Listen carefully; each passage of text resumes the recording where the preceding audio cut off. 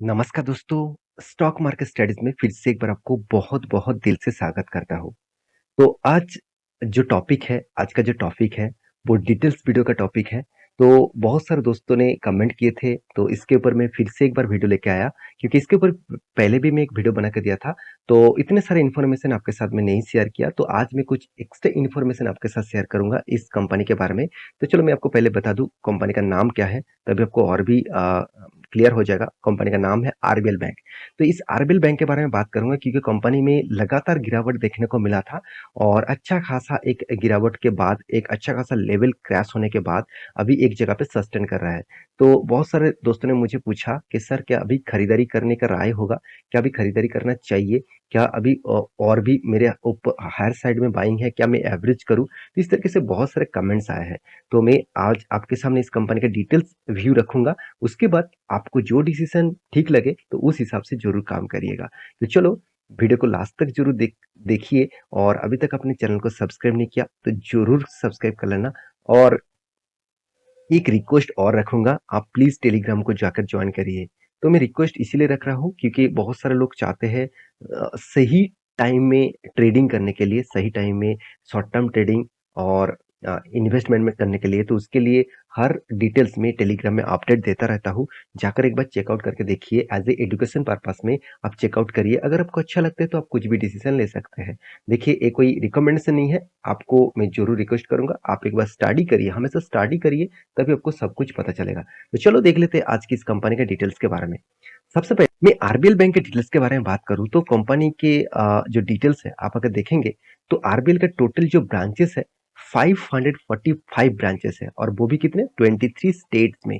तो 23 स्टेट्स में 545 branches company लेकर बैठे हुए हैं, जहाँ पे अलग अलग जगह पे आपको देखने को मिले। आप ध्यान से देखेंगे, 23 जो स्टेट्स है वहाँ पे आंध्र प्रदेश है, असम, बिहार, छत्तीसगढ़, चंडीगढ़, और साथ ही साथ आप देखेंगे दादर, दिल्ली, नागपुर, गुजरात, हरियाणा, उड़ीसा, वेस्ट बंगाल, मतलब ईपी, तेलंगाना, तमिलनाडु, राजस्थान, पंजाब, तो पंडिचेरी, ओडिशा, महाराष्ट्र, मध्य प्रदेश, केरला, कर्नाटका, हिमाचल प्रदेश। तो ये बहुत सारे स्टेट है, कुल मिलाकर 23 स्टेट में कंपनी इस खुद का ब्रांच बना के रखा है। अगर किसी भी स्टेट में जाएंगे, चलो चलो मान के चलते मैं असम में जाता हूँ, तो आपको असम में जाएंगे तो असम में आपको कहाँ कहाँ पे ब्रांच है, कौन सा जगह पे ब्रांच है, वो आपको दिख जाएगा। तो आप इस तरीके से ब्रांच वॉच कर सकते हैं। आप कहेंगे सर, ब्रांच देखकर मेरा क्या फायदा, क्या मैं अकाउंट खोलने वाला हूँ? बिल्कुल नहीं।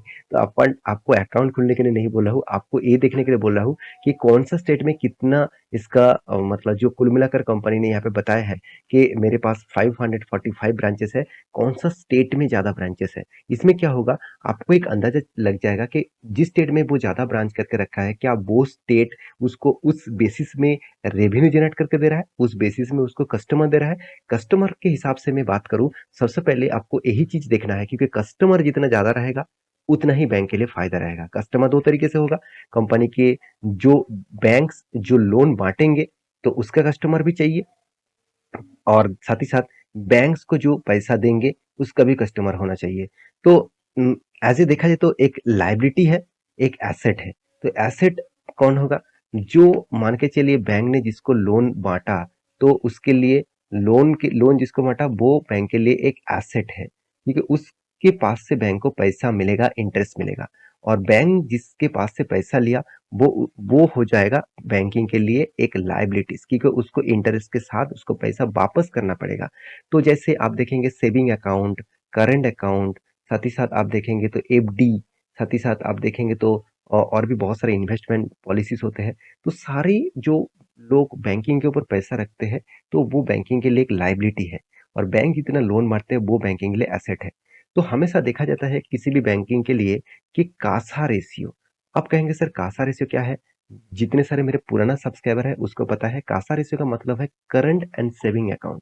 तो करंट एंड सेविंग अकाउंट के बारे में बात करूं, तो मैं टिकट डॉट कॉम साइट के ऊपर आ चुका हूं। तो इस साइट में आप देखेंगे तो यहाँ पे अच्छा खासा एक इन्फॉर्मेशन दिया गया है कासा रेशियो का 35.29। इसका मतलब कंपनी के ऊपर इन्वेस्टर, मतलब सॉरी इन्वेस्टर नहीं, कंपनी के ऊपर जितने सारे लोग सेविंग अकाउंट में, करंट अकाउंट में पैसा रख रहा है, उसके परसेंटेज बहुत कम है। अगर यही परसेंटेज अगर H D F C, Kotak, ICICI Axis bank देखेंगे तो 50%, 60% से भी ज़्यादा है देखने को मिलेगा। तो ये परसेंटेज के हिसाब से मुझे बहुत कम लगा, तो इसी की वजह से स्टॉक के ऊपर और भी प्रेशर बन रहा है, क्योंकि देखिए हाथ में अगर पैसा ही नहीं रहेगा तो वो लोन कहाँ से देंगे? अगर लोन दे भी दिया तो वो लोन उठा नहीं पा रहा है। तो ये सारी दिक्कत यहाँ पे मैं आपके सामने डिस्कशन करूंगा। ध्यान से देखिएगा, बहुत सारा इन्फॉर्मेशन आपको डिटेल्स में दिखाऊंगा। इस तरीके से डिटेल्स वीडियो मैं आपको आपके साथ यही इसीलिए डिस्कस करता हूँ कि आपको भी पता चले कंपनी की कितना स्ट्रेंथ है। तो स्ट्रेंथ के बारे में बात करें तो कंपनी के ऊपर रेशियोज आपको दिखाऊंगा। रेशियोज बहुत इंपॉर्टेंस है। जहां पे देखें तो रिटर्न ऑफ इक्विटीज, तो हर इक्विटी में कंपनी कितना रिटर्न कमा रहा है? नेगेटिव। तो यही तो गड़बड़ी हो गया ना। तो अगर अपने इक्विटी जितना इक्विटी अपने मार्केट में लेके आए, उस इक्विटीज में अपने रिटर्न ही नहीं कमा पा रहे, तो बैंक तो डूबेगा। तो यही कारण है स्टॉक के ऊपर गिरावट का।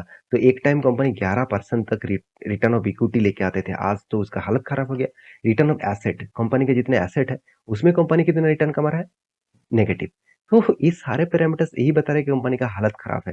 साथ ही साथ एनपीए के बारे में बात करें तो बीच में 2% के आसपास एनपीए हो गया था, आज 1.34। आप कहेंगे सर एनपीए तो कम हुआ, अच्छी बात है। बिल्कुल अच्छी नहीं है।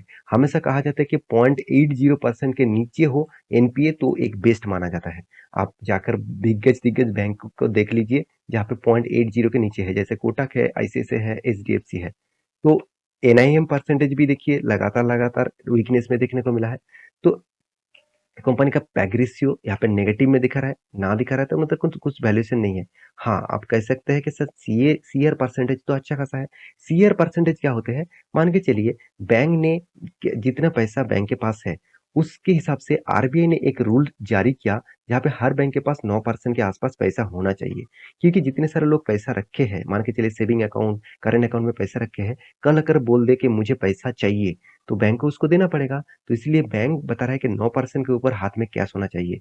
तो हमेशा हर बैंक कोशिश करते हैं तो उससे डबल रखने के लिए। तो यहाँ पे तो 16% है, चलो फिर भी आसपास है, कोई बात नहीं है, ठीक है।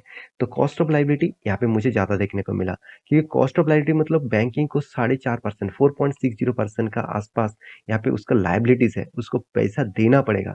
मैं पहले ही आपको बोल चुका हूँ, जितने सारे लोग सेविंग अकाउंट, करंट अकाउंट और एफडी में पैसा रखे हैं, वो पैसा बैंकिंग को देना पड़ेगा इंटरेस्ट के साथ। तो वो बैंकिंग के लिए एक लाइबिलिटीज बन चुके हैं। तो वो लाइबिलिटी जितना कम होगा उतना ही बैंकिंग के लिए खास है। तो रही बात बैंकिंग के बाकी बाकी पैरामीटर्स के, तो बैंकिंग एक छोटा बैंक से एक स्मॉल कैप टाइप बैंक है। इसका वैल्यूएशन देखा जाए तो सस्ते आपको देखने को मिलेगा, मगर return of equity, return of capital employed negative में है। बहुत सारे लोग ये आपको बोलेंगे सर बुक वैल्यू तो सस्ते में, सॉरी, ज्यादा है कंपनी का प्राइस के हिसाब से, तो रॉकेट बनेगा कंपनी। ऐसे बिल्कुल मत सोचिएगा। ऐसे बहुत सारे मतलब एग्जाम्पल है जहाँ पे बुक वैल्यू बहुत सालों तक ज्यादा देखने को मिला। आज तक रॉकेट तो दूर की बात, मुझे लगता है कोई पटाखा भी नहीं होगा जो ऊपर जाकर तेजी से नीचे आता है, उस तरीके से देखने को मिल जाता है। तो रही बात कंपनी का प्रॉफिट एंड लॉस की, तो वहां पे एक चीज मैं आपको दिखाऊंगा जहाँ पे सबसे ज्यादा मुझे गड़बड़ी देखने को मिला। देखिए प्रॉफिट एंड लॉस में बीच बीच में कंपनी का प्रॉफिट डाउन हुआ है। जैसे यहाँ पे देख सकते हैं लॉसेस में कंपनी जा चुके हैं, तो अभी धीरे धीरे करके कंपनी प्रॉफिट को मेंटेन करने का कोशिश कर रहा है। तो कंपनी के इंटरेस्ट भी ज्यादा है, कंपनी जितना रेवेन्यू जनरेट कर रहा है उसके आसपास कंपनी के एक्सपेंस भी ज्यादा है। तो उस हिसाब से कंपनी का सारे पैरामीटर्स यहाँ पे मिलाकर कंपनी का प्रॉफिट जो मार्जिन है वहाँ पे दिक्कत देखने को मिला है। हाँ, कंपनी आपको एक 5 साल में 22% तक लॉसेस दिया, एक साल में भी कंपनी ने आपको प्रॉफिट दे दिया, इसको देखकर खुश मत हो जाना। कंपनी का सेल्स ग्रोथ, कंपनी का प्रॉफिट ग्रोथ अभी भी उतना खास देखने को नहीं मिला। तो रही बात कंपनी के रिजर्व के बारे में, तो रिजर्व देखेंगे कंपनी का जो कर्जा है उसके हिसाब से रिजर्व बहुत कम है। बैंकिंग के इस तरीके से चलता रहता है, बैंकिंग हमेशा को लोन लेकर, कर्जा लेकर ही काम करते हैं। आपको देखना है कंपनी का कर्जा जो है वो किस तरीके से है। लॉन्ग टर्म के लिए कंपनी का कोई कर्जा नहीं है। कंपनी का देखिए आदर्श बोरिंग, जो आदर्श जो कर्जा है वो ज्यादा है। तो आदर्श कर्जे कर्जे में आप यहाँ पे देख नहीं सकते कि डिटेल्स नहीं है। तो लायबिलिटीज जो है कंपनी के, लायबिलिटीज में आपको देखना है ट्रेड पेबल में कितना देना है, मतलब जो ट्रेड किया है उसके हिसाब से कितना पैसा देना बाकी है। तो ऑब्वियसली 260 करोड़ के आसपास है। एसेट कंपनी का कितना है? अगर एसेट के बारे में बात करें तो बिल्डिंग ज्यादा नहीं है। कंपनी का बिल्डिंग्स के जो करोड़ है, 50 करोड़ के आसपास बिल्डिंग है, तो उतना ज्यादा नहीं है। तो कंपनी का कैश फ्लो के बारे में बात करूँ तो ये इंपॉर्टेंस पॉइंट है। कंपनी का देखिए जितना कैश कंपनी खाते में दिखा रहा है उससे भी कई गुना ज्यादा कंपनी हाथ में पैसा लेके आ रहा है, तो एक अच्छी बात है। तो उस पैसे को वो फिर से री इन्वेस्ट कर पाएंगे। तो कुछ पैरामीटर पॉजिटिव है, कुछ पैरामीटर नेगेटिव है। अगर रही बात इन्वेस्टर के, देखिए प्रोमोटर के बाद सॉरी प्रोमोटर तो यहाँ पे नहीं है, एफआईएस और डीएस देखिए अच्छा खासा होल्डिंग रखे हैं। डीएस ने तो माल नहीं बेचा, प्रोमोटर ने कुछ होल्डिंग यहाँ पे कम किया 4% के आसपास। उसका फायदा पब्लिक ने उठा लिया क्योंकि पब्लिक को सस्ते में मिला इस कंपनी का शेयर। तो रही बात इस कंपनी का शेयर होल्डिंग पैटर्न के जो फिगर है, वहां पे आप देखेंगे तो म्यूचुअल फंड कंपनी इसके ऊपर होल्डिंग मतलब धीरे धीरे करके कम किए थे सितंबर जून मंथ में, और अभी दिसंबर मार्च में होल्डिंग बढ़ा चुके हैं। एफआईएस ने भी होल्डिंग बीच में कम किए थे और उसके बाद बढ़ा चुके हैं। अगर रही बात इस कंपनी का एक पॉइंट ऑफ व्यू से मैं आपको बता दूं, तो इसका म्यूचुअल फंड कंपनी का क्या हालत है कुछ दिनों में वो आपको देखेंगे, तो आपको कुछ इस तरीके से परफॉर्मेंस दिखेगा कि अक्टूबर, नवंबर, दिसंबर इस तीनों मंथ में म्यूचुअल फंड ने खरीदारी किए थे। जनवरी, फरवरी में माल बेचा है और फिर मार्च में फिर से माल खरीदना स्टार्ट किए। तो रही बात इसका चार्ट पैटर्न की, तो चार्ट पैटर्न में आप देखेंगे तो अच्छा खासा एक गिरावट लेवल देखने को मिला। मैं आपको बोला था इस रेंज बहुत स्ट्रांग होगा। अगर इस रेंज को सस्टेन करते हैं तो एक अच्छा खासा अप मूवमेंट देखने को मिलेगा। तो रही बात इस रेंज को भी ब्रेकआउट किया है, अभी देखना है उसको सपोर्ट की तरह फेस करके ऊपर जाएंगे तो 200 डेज ई में उसको फिर से एक बाधा क्रिएट करेगा। तो उसके बाद कंपनी किस लेवल तक जाएगा तो मैं आपको टेलीग्राम में अपडेट देता रहूंगा। तो ये था कंपनी का डिटेल्स। तो मैं जरूर कहूंगा कंपनी में मुझे जो स्ट्रेंथ है प्राइवेट बैंक के ऊपर निवेश करने से जो जो स्ट्रेंथ देखने को मिलना चाहिए था उससे कम देखने को मिला है। तो मेरे हिसाब से इस तरीके से निवेश मैं तो अभी तक नहीं करके रखा हूँ। आपके पास अगर होल्डिंग है तो आप एक बार सारे पैरामीटर्स को रिसर्च करिए, उसके बाद निवेश करिए, क्योंकि इस कंपनी का अगर 5 साल के डेटा देखा तो 70% के आसपास कंपनी क्रैश हो चुके हैं, और मैक्सिमम पैटर्न ओपन कर दूं तो 50% के आसपास कंपनी क्रैश हो चुके हैं। तो इस बेसिस में जरूर कहूंगा एक बार रिसर्च करना, उसके बाद डिसीजन लेना, क्योंकि एक स्मॉल कैप टाइप कंपनी है तो वोलेटिलिटी आपको देखने को मिल ही जाएगा। तो मेरी वीडियो अच्छा लगे, इस तरीके से इन्फॉर्मेशन आपको बेस्ट लगे तो प्लीज एक लाइक जरूर कर देना, और आपके सारे दोस्तों के साथ इस वीडियो को शेयर करना, और मेरे चैनल को सब्सक्राइब भी करना। मिलते हैं नेक्स्ट वीडियो में, तब तक के लिए अच्छे से रहिए, अपने ख्याल रखिए, बाय बाय।